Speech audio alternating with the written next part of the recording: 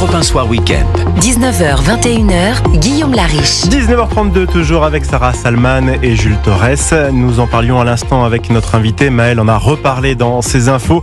Des individus qui s'en prennent aux forces de l'ordre. Ça s'est passé la nuit dernière du côté de Limoges. Jet de pierre, cocktail Molotov, des affrontements qui ont duré près de 3 heures. 10 policiers blessés. Sarah Salman, on est sur un début de révolution là.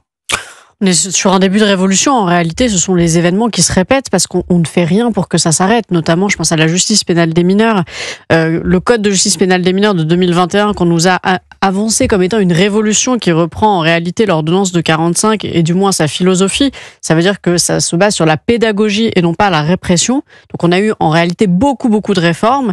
Mais en réalité, le résultat est le même, si ce n'est pire, puisque les sanctions sont souvent assez faibles. Et quand elles sont fortes, ça intervient malheureusement trop tard. Et on l'a vu, je pense notamment à Clermont-Ferrand, où un militaire a été tué hors service. La personne qui l'a tué avait déjà été condamnée pour un crime 5 ans plus tôt, alors qu'elle était mineure. Donc ça interroge quand même sur l'application et l'applicabilité de notre justice. Et des condamnations qui ne sont pas forcément appliquées, Jules Torres. Oui, ou des condamnations pas appliquées ou très faibles. On l'a vu après les émeutes urbaines de 2023, on l'a encore vu en Nouvelle-Calédonie en 2024. Il y a un reportage très intéressant qui est paru la semaine dernière sur France 5, sur les 100 jours de Gérald Darmanin en 2024 à Beauvau. Et c'était très intéressant de voir qu'à l'époque, il était ministre de l'Intérieur et ils étaient en conseil de défense, donc avec le président, non, il n'y avait pas le président de la République, mais il y avait Gabriel Attal, il y avait vraiment tout le gouvernement. Et à l'époque, Gérald Darmanin est ministre de l'Intérieur et Éric Dupond-Moretti est garde des Sceaux. Et Gérald Darmanin, il y a eu 200 interpellations. Aucune peine de prison prononcée pour des personnes qui, dans ces 200-là, avaient par exemple tiré sur des policiers. Et il se demandait comment c'était possible qu'en France, aujourd'hui, on puisse s'attaquer à un policier et finalement, il remettait en question les décisions de justice. Et là, c'est vrai que la scène, elle est très intéressante et j'invite nos auditeurs à aller la regarder. On avait vraiment les deux visions aujourd'hui qui s'opposent. Non, pas tout de suite, mais bien sûr, vous restez avec nous. Mais voilà, on avait vraiment les deux visions de le côté sécuritaire et le côté justice. Bon, heureusement maintenant, Gérald Darmanin est du côté de la justice et c'est vrai que depuis qu'il est arrivé, on sent qu'il y a une volonté de plus de fermeté. C'est d'ailleurs ce qu'il a demandé après le fiasco de la finale, vous savez, du Paris Saint-Germain contre l'Inter où on a eu des heurts dans Paris. Et là aussi, les condamnations n'ont pas été à la hauteur de la gravité des faits de violence. Ça n'a pas été le cas récemment, après le 14 juillet notamment, puisqu'on a vu qu'il y a eu une circulaire qui a été donnée aux magistrats pour qu'il soit beaucoup plus ferme et que la réponse soit beaucoup plus, connectée, adaptée à la volonté aujourd'hui des Français qui est vers plus de fermeté. Mais le problème, c'est que il y a ce débat politique, il y a la réalité de la violence et ensuite il y a autre chose qui se met au-dessus, ça s'appelle le Conseil constitutionnel. Et on parlait tout à l'heure de la loi sur la justice des mineurs. C'est très bien, Gabriel Attal a voulu faire passer une loi qui, honnêtement, elle est plutôt dans le bon sens, même si à mon sens, c'était une rustine par rapport aujourd'hui à la violence qu'il y a chez nos jeunes.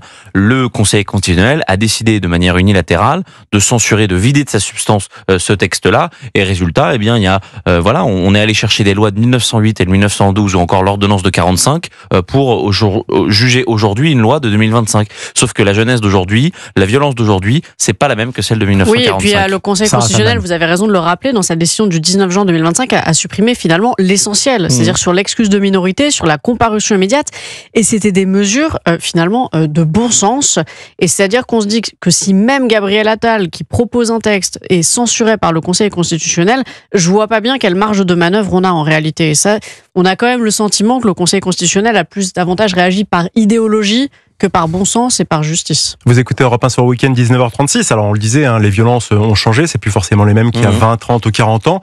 D'ailleurs, on s'aperçoit que c'est plus forcément l'apanage des grandes villes. Les violences, c'est aussi les petites villes. Limoges, qui est pas réputée pour être une ville où il y a forcément beaucoup. Il y a plus de zones qui sont épargnées en réalité. La criminalité organisée touche toutes les communes de France. Ça, c'est un rapport qui nous l'a dit. Et le narcotrafic touche 79% des communes françaises. Donc, je sais pas si on se rend compte, mais en effet, elles sont toutes touchées. Il n'y a que les villes entre 100 et 1000 habitants qui sont même en réalité épargnées. Bien sûr, il y a des villes rurales qui sont touchées, on l'a vu.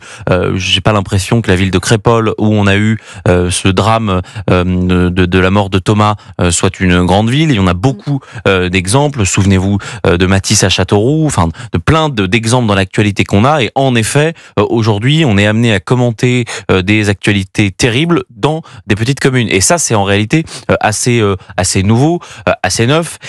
Et ajouté à cela, on a aussi une explosion dans les grandes villes. C'est ça, où, si ça se calmait dans les grandes villes, on pourrait avoir une analyse un petit peu sociologique et de se dire pourquoi ça s'est déplacé. Le problème, c'est que ça ne s'est pas déplacé, c'est monté dans toute la société et dans toute la société française, à part peut-être en Corse, mais il y aura des raisons d'expliquer pourquoi ça ne monte pas. Donc en effet, ça traduit quand même une réalité qui est celle de l'ensauvagement de la société. Ce qui est intéressant, c'est de voir que ce qui a changé réellement, c'est l'âge aujourd'hui de ces délinquants. Effectivement, donc là, c'est une violence qui est plus importante. C'est-à-dire que là, c'est plus juste une bagarre pour un téléphone ou un regard. C'est-à-dire que vous pouvez mourir pour un mauvais regard, pour un téléphone. Donc c'est aussi une gradation de la violence en plus d'un rajeunissement de celle-ci. C'est-à-dire que vous, Guillaume, quand vous étiez jeune, vous régliez vos différends avec vos poings, avec vos pieds. Maintenant, on sort un couteau. On sort des armes, c'est ça qui est terrible. Et Sarah Salman aussi, quand elle était jeune. Vous pensez que j'étais à l'époque de l'âge de pierre où on n'avait pas de couteau et d'armes? Non, je me battais pas avec des armes. Non, mais justement, je pense Par vraiment. contre, vous le dites, Jules, avec juste titre, ils sont jeunes, de plus en plus jeunes, et pour cela, justement, à Nîmes, depuis plusieurs mois, ville de taille intermédiaire, certains quartiers en proie à une augmentation de fusillades, d'importance violence. Et donc, le maire de la ville LR, Jean-Paul Fournier, qui a décidé d'instaurer ce couvre-feu pour les mineurs, dont certains quartiers à partir de lundi. Ça va durer 15 jours. C'est un pansement, c'est une rustine, le mot que vous employez. C'est exactement ça, c'est exactement une rustine. En réalité, il faut l'utiliser. C'est d'ailleurs ce que bon nombre de maires d'édiles ont fait le soir du 14 juillet, pensant que ça pouvait aider. Bon, visiblement, il n'y a pas eu de fiasco sécuritaire, donc ça a pu marcher.